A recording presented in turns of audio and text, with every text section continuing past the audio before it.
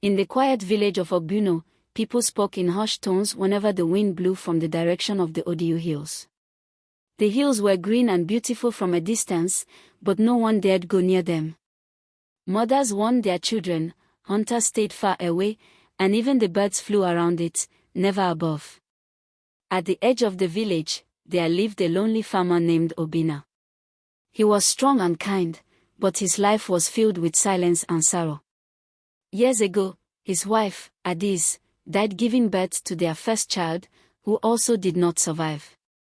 Since then, Obina lived alone in a mud brick house with a leaking roof and dry fields. No one visited him, and he spoke to no one except his goats. The people of Ogbuno often whispered about him. That one is cursed. He talks to himself. His shadow walks before him at night. But Obina didn't care. He had accepted his loneliness. Every morning, he carried his hoe to the field, and every night, he returned with an empty basket. The land no longer answered him. The rain came late.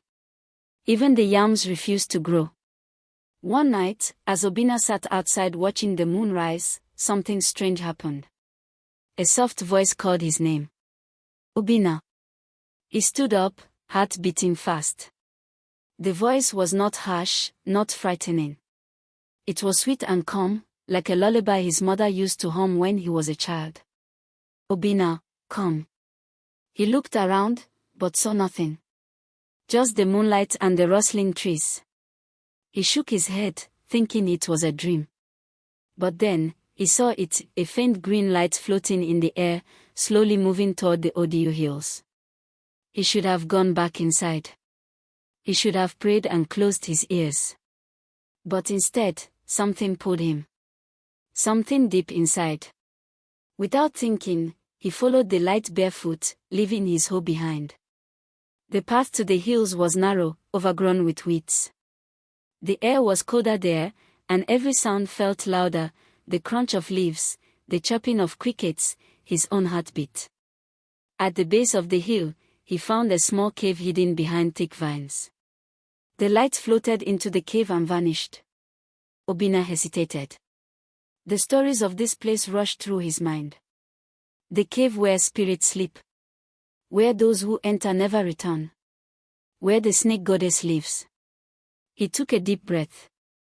Then he stepped inside. The cave was not dark. Glowing stones lit the walls with soft green light. The air smelled sweet, like rain and something else, something ancient. Suddenly, he heard the voice again. You came, Obina. He turned, and standing before him was the most beautiful woman he had ever seen. Her skin was the color of fresh honey, her hair long and black like a river, and her eyes shimmered like the scales of a serpent. Obina's lips parted, but no words came. The woman smiled gently. Do not be afraid. My name is Nito. I've been waiting for you. Obina stood frozen in the glowing cave, staring at the strange woman who called herself Nito. Her beauty made his heart race, but it was her eyes that truly caught him, green, sharp, and shining like the scales of a snake. He tried to speak but his mouth felt dry. Are you a spirit? He finally asked. Nito smiled, her voice soft like the breeze after rain. Not a spirit. Not anymore. I was once human, just like you. Obina frowned. What are you now? She stepped closer, her bare feet making no sound on the glowing stones. I was cursed long ago, by a jealous priestess who could not stand the sight of my happiness. Now, I live half as woman, half as serpent. Obina took a small step back. You're a snake. Nito nodded, her smile fading just a little. Only after midnight. During the day, I am as you see me now. Silence filled the cave. The air grew heavier. Obina looked around, confused. Why did you call me here? Nito looked down for a moment, then back into his eyes. Because you are kind, and you are lonely. You have suffered much. I felt your pain echo through the hills. He said nothing. Nito stepped even closer. I can give you everything you've lost, Obina. Peace. Joy. Wealth. Even love, if you will accept me. Obina blinked. Love. You want me to be with you? Yes, she said gently. But there is a condition. He crossed his arms, cautiously. What kind of condition? You must never look at me after midnight, Nito said slowly. No matter what you hear. No matter what you feel. No matter how curious you become. If you look, the bond between us will break, and the curse will become something worse. Obina hesitated. Everything about this felt like a dream, too strange to be real, yet too real to be a dream. I live alone, he said at last. My heart has no fire left. I will be your fire, she whispered. Let me live with you. Let me share your bed. Let me give you the blessings this land has hidden for so long. Obina stared at her glowing eyes. Something deep inside him told him to run, but something even deeper whispered, say yes. And so he did. Nito followed him back to the village that night. They walked quietly through the shadows so no one would see them. Obina's small house suddenly felt full, warm, alive. From that night on, everything changed. In the morning, Obina woke to find fresh yams already dug from the soil, neatly arranged in baskets. His goats looked healthier than ever, their milk thick and sweet. His leaking roof was now repaired, though he didn't remember fixing it. Neighbors began to notice. They muttered, watched from a distance. Obina, once a shadow of a man, now wore clean clothes and walked with new strength. Who is helping him? They asked. But Obina said nothing. He only smiled, and each night, after the village went dark, Nito returned to him. They laughed. They cooked. They shared stories. But always, before midnight, she would slip away into the other room, locking the door behind her. And no matter how much Obina wanted to peek, he remembered her warning. Never look after midnight. So he didn't. At least, not yet. Weeks turned into months, and Obina's life changed in ways the village of Ogbuno could hardly believe. His farm, once dry and hopeless, now grew like the Garden of Eden. Yams stretched as thick as drums. His goats birthed healthy kids in twos and threes. His clothes were no longer patched. He even bought a new cart, bright red, with golden wheels, that turned heads each time he rode into the market. People stared. People talked. He was once a beggar, one man said, his voice full of jealousy. Now he walks like a king. There's something strange in that house, another whispered. No one has seen who lives with him, yet his belly is full and his eyes shine like diamonds. And the loudest voice of them all came from Mama Uche, the oldest woman in the village, known for her sharp tongue and sharper eyes. She had once been a respected herbalist, but her pride pushed people away. Still, everyone listened when she spoke. I've told you before, Mama Uche said loudly at the market. That man is sleeping with a spirit. Can't you see it? No one becomes rich overnight unless they have touched the other side. The villagers gathered close, their ears wide open. I warned his mother long ago, Mama Uche went on. Obina was always different. Now, a strange wind blows from his farm every night. There is power in that house, dark power. The whispers turned into rumors. The rumors turned into fear. But inside Obina's home, all was calm. Nito continued to bring peace into his life. Her laughter filled the house. Her presence warmed the air. They never spoke of the village, or the rumors. Only one rule remained between them: do not look after midnight. Each night, as the stars rose, Nito would kiss Obina's forehead and retreat into the locked room. Sometimes, strange sounds would echo from inside. A soft slithering. A hiss. Once, Obina swore he heard the sound of scales brushing stone. But he told himself it was just his mind playing tricks. Still, doubt began to grow. One rainy evening, as the fire crackled, Obinna sat staring into the flames. Nito leaned against his shoulder, humming a soft tune. "Do you miss her?" she asked suddenly. "Who?" Obinna looked at her. "Your wife. Adis." Obinna went quiet. "She was kind. Gentle. But I was never truly happy. Not like this." Nito smiled. "I'm glad." They sat in silence for a moment, then she said softly, "You still wonder about what I become, don't you?" Obinna's eyes flicked toward the locked door. "Sometimes," he admitted. Her voice turned serious. "If you open that door, everything we've built will fall apart." "I know," he said, but his voice didn't sound convincing. That night, after she kissed him goodnight and locked the door, Obinna couldn't sleep. Rain tapped the roof like fingers. The wind whistled under the door. He sat up in bed, eyes fixed on the room where Nito slept. Then came the sound again. Slithering. Slow. Heavy. His heart pounded. He tried to close his eyes, but they wouldn't shut. "Don't look," he whispered to himself. "Don't break the promise." But curiosity is a hungry beast. Obinna stood slowly, his feet cold against the clay floor. He walked to the door. His hand trembled as it reached for the wooden latch. "Just one glance," he thought. "Then I'll close it forever." He pushed the door gently. It creaked open.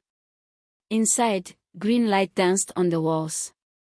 And there, in the center of the room, coiled on the floor, was a massive emerald snake. Its scales shimmered like polished glass, and its golden eyes glowed in the dark.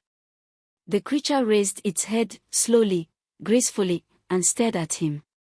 Obinna gasped, stumbling backward. The snake didn't strike. It didn't hiss. It only watched him. Then, it closed its eyes, as if in sadness. Obinna shut the door with shaking hands. He fell to the floor, heart racing, guilt crashing down on him like a storm. He had broken the promise. The next morning, Nito didn't come out of the room. The food didn't appear on the table. The goats were silent. The air felt heavy.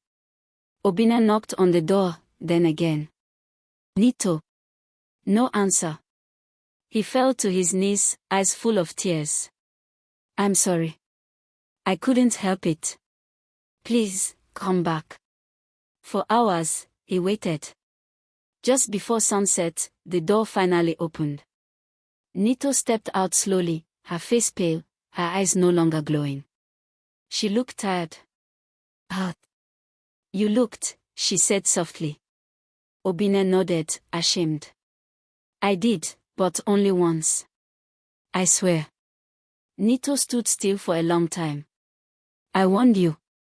Now, things will begin to change." Obinna's throat tightened. "Will you leave me?" She looked at him, and for the first time, her smile was gone. "No. Not yet. But the bond between us is weaker now. And the price will come." Obinna wanted to hold her, to take back the moment, but deep in his heart, he knew something had shifted. And outside, the villagers were watching. The sun rose slower than usual that morning. Obinna sat outside, a blanket wrapped around his shoulders, his eyes red from a night with no sleep. Inside, Nito moved quietly, without her usual grace, her footsteps soft and sad like a funeral drum. Obinna had broken the one promise that kept their strange bond alive, and now, the silence between them was louder than ever. For the first time in weeks, Obinna's farm looked ordinary again. The yam vines had stopped growing. The goats refused to eat. Even the air felt less alive. The villagers, always quick to sniff out change, were already whispering. "His magic is fading," someone said near the market square. "Maybe the spirit has left him," another replied. Mama Uche, who had been unusually quiet for days, now spoke with fire in her voice. I told you all. The thing in that house is not a woman. That man has brought a curse upon our village. The rumors grew wild. They said they saw green eyes glowing in the dark behind his window. They said the animals that wandered too close to his home never came back. One boy even claimed he heard hissing sounds coming from Obina's roof at midnight. But Obina wasn't thinking about the village. His mind was trapped in guilt. Nito barely looked at him. She cooked, cleaned, and returned to her room without a word. Her laughter, once the light in his life, was gone. Every night, she locked the door. Every morning, she came out looking weaker. Finally, Obina couldn't bear it anymore. One evening, as she prepared their food in silence, he knelt beside her. Nito, he said, please talk to me. She didn't answer. I made a mistake, he whispered. I looked when I should have trusted you. But I didn't run. I didn't scream. I stayed because I still choose you. Her hands trembled as she stirred the pot. Do you know what it means when the bond breaks? He shook his head. It means the curse begins to grow again. My strength fades. And the thing inside me starts to hunger. Obina swallowed hard. What does it hunger for? Nito met his eyes.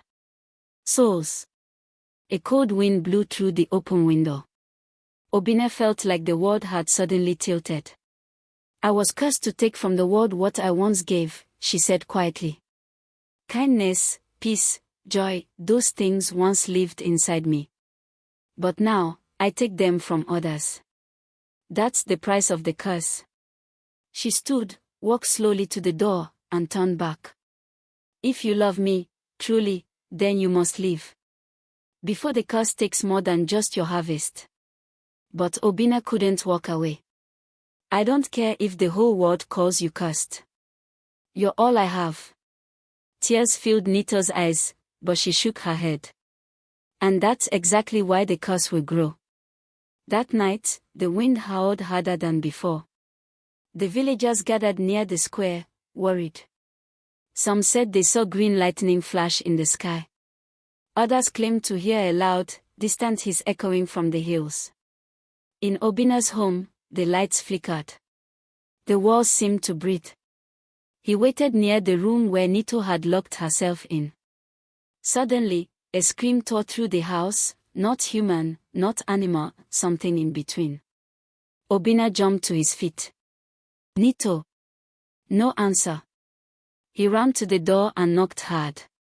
Nito, talk to me. But then the door creaked open on its own. Obina stepped inside slowly.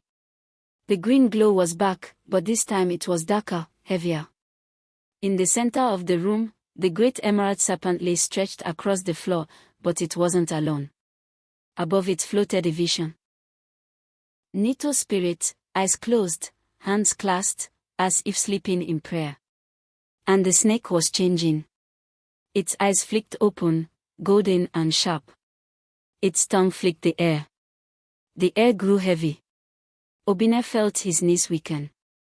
Suddenly, the spirit of Nito spoke, not from her mouth, but through the air itself. You broke the promise, now the balance must be paid. Obina dropped to his knees. Take me instead. Don't hurt anyone else. The snake hissed, lowering its head to meet his face. Then, it paused. The spirit of Nito hovered silently, glowing softly. Love like yours is rare, she whispered. Even for a cursed soul. The snake slowly coiled back into the shadows. Obina collapsed on the floor, shaking with fear and sorrow. In the morning, Nito was gone.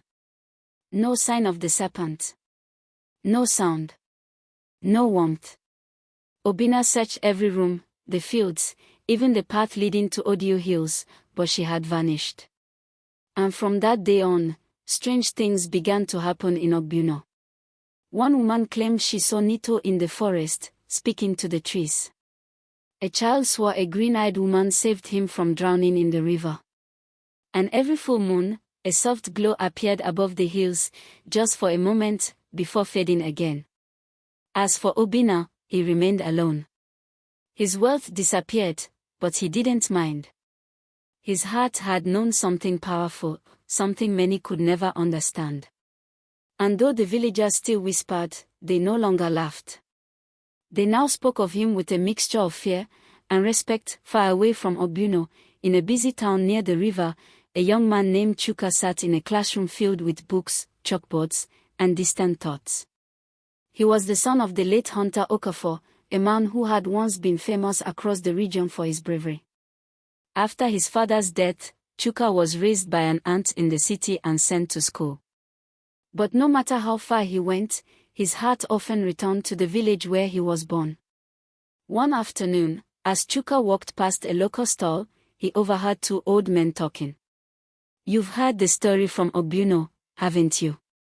The man who married a snake?" "No, worse. They say she disappeared and now strange things are happening again. The hills glow. Animals vanish. A green spirit walks among the trees." Chuka froze. Obinna. The name hadn't been mentioned, but Chuka knew the story could only be about him, his uncle. Obinna had raised him for a short while before Chuka left the village. He remembered his uncle's quiet sadness, his dry land, and his loneliness. Curiosity took over. That same week, Chuka packed his things and took the long, dusty road back to Obinna. When he arrived, the village felt different. The people stared at him as he passed. A few recognized him but said nothing. He found Obinna's house easily, though it looked older, more worn. The once bright cat now rested broken beside the fence. The goats were gone. The yams had stopped growing.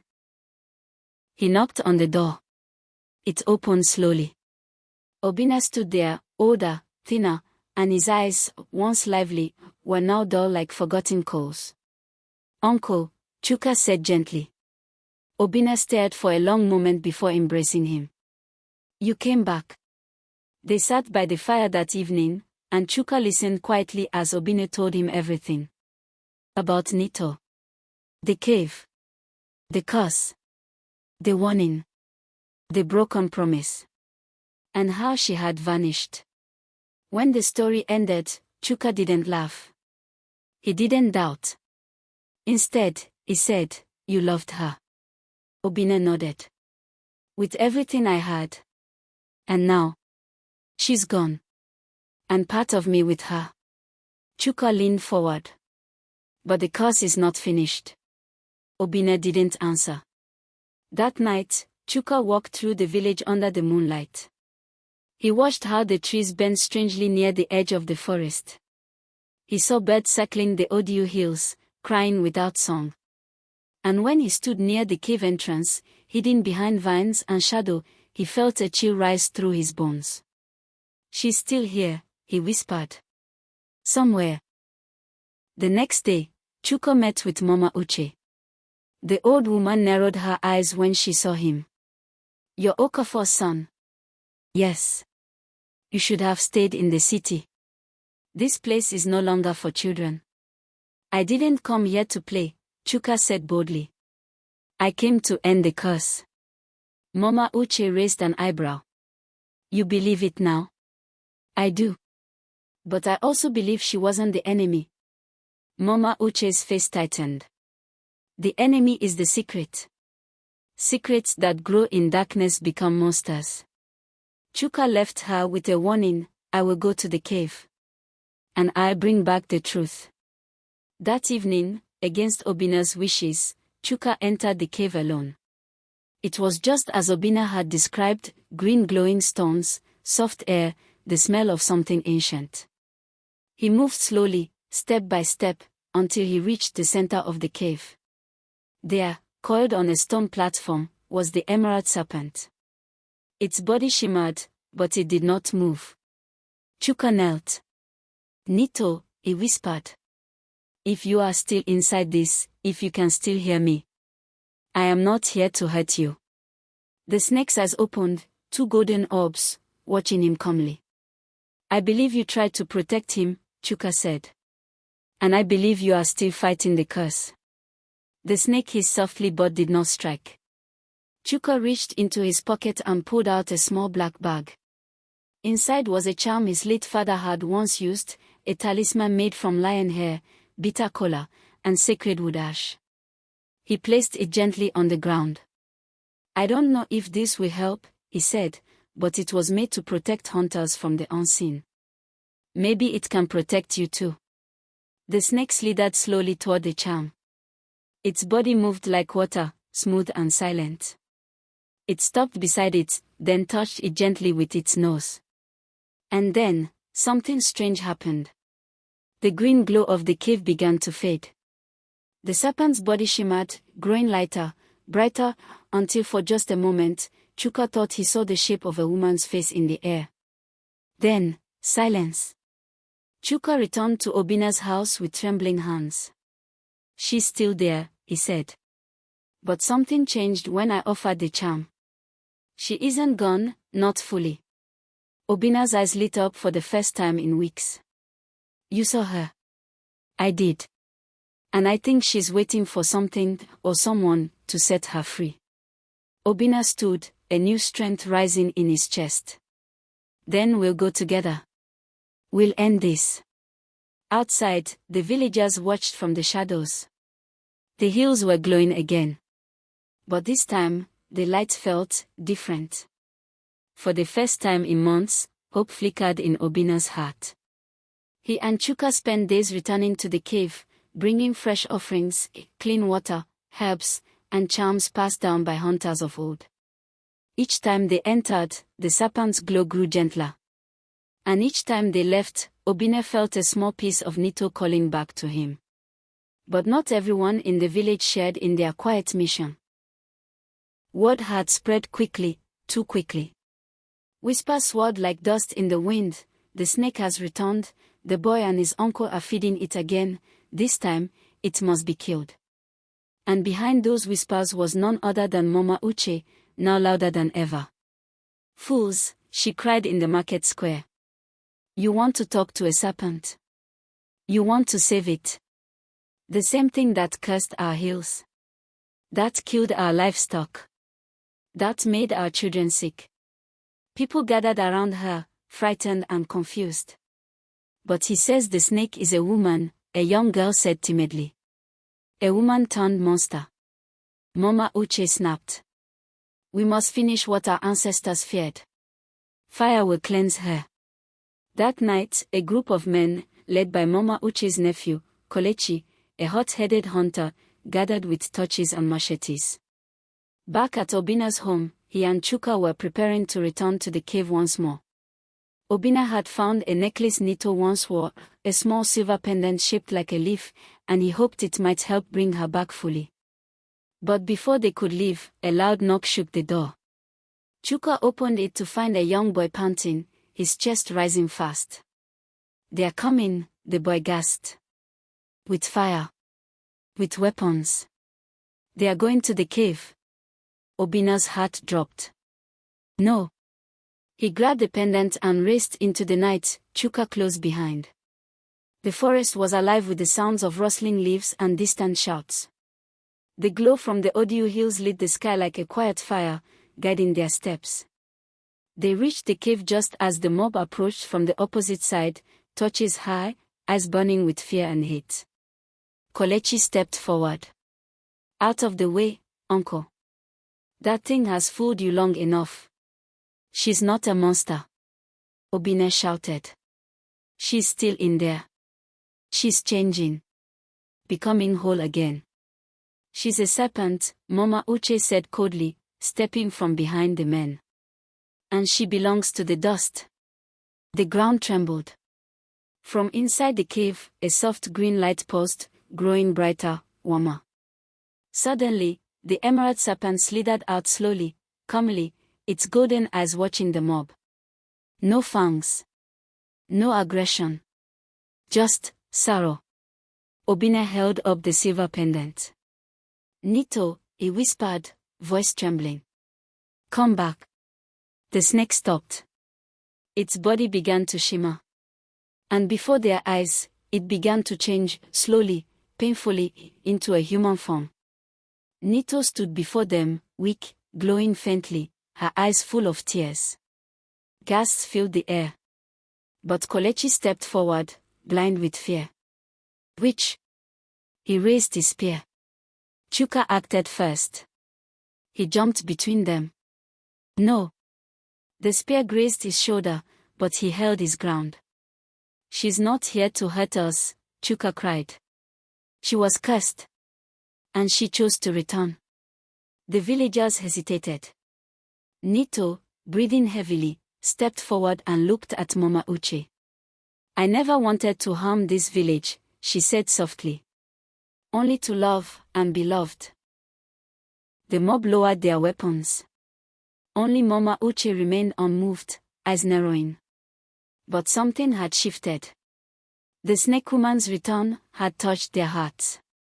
The cave glowed with an eerie peace as Nito stood in her full human form, draped in faint green light. Her eyes were no longer fierce, no longer cursed. They shimmered with sorrow, and something more, freedom. Obina stood beside her, holding the silver pendant tight in his palm.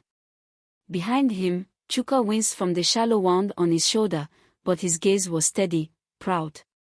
The villagers stood in stunned silence. Even the torches in their hands lowered, the flames dimming with their fear. Nito stepped forward, slowly. I came here for love, she said, her voice calm and deep. But love that is born in secret always comes with a price. She turned to Mama Uche, who still clutched a charm bag tightly in her wrinkled hand. You cursed me, Nito said, not with anger, but pain. You, who feared what you could not control. You didn't want him to choose me. Mama Uche's lips trembled. You were a threat. You changed him. I didn't change him, Nito replied. Love did. The villagers looked at Mama Uche. Doubt crept into their eyes. Nito looked at Obina, who had not said a word since she appeared. You kept your promise for a long time, she whispered, walking closer. Even when others feared me, you stayed. I failed you, Obina said quietly, tears in his eyes. No, Nito said gently. You broke the rule, because you loved me. And because of that, the curse is lifting. The light around her grew brighter, warm now like sunlight through trees. But it's not gone yet, she said. To truly break it, a choice must be made. Obina looked up. What kind of choice? I must return to where it all began, the heart of the forest. I must give up this form, this life, for the balance to be restored. Obina stepped forward. Then I'll go with you. Nito smiled sadly. You can't. This path is mine alone. No, he said, shaking his head. We walk together. Always. She reached up and touched his face gently. Then promise me one last thing. After I go, live. Tell them the truth. Let this story be remembered. Obina's voice cracked. Will I see you again? Nito's smile grew wider. When the wind sings through the trees, when the river runs quiet, when the hills glow green, I will be there. She turned, walking back toward the glowing cave. The villagers stood quietly, watching. As she stepped into the light, her body began to fade. First her feet, then her arms, her long hair flowing upward like smoke. Her voice echoed one last time. Tell the world that even the curse can love.